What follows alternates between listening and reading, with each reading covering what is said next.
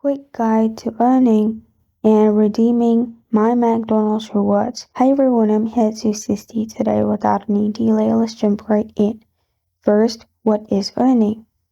Select the Earn Points tab in My McDonald's app found on the bottom menu bar.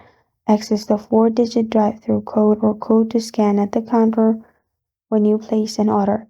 And for each order or for each dollar, you will find rewards. That is points. You will earn points. And after you earn points, you need to redeem. To redeem points, sign in with your McDonald's app, log in, go to the Rewards and Deals tab. There you can select the menu items you want to redeem. And you can find menu items that are available according to the points.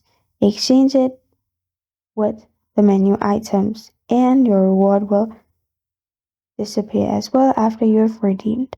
And this is quick guide to earning and redeeming my McDonald's rewards.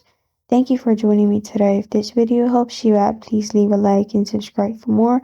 Got a question or want to suggest a topic, comment below. Thank you for watching.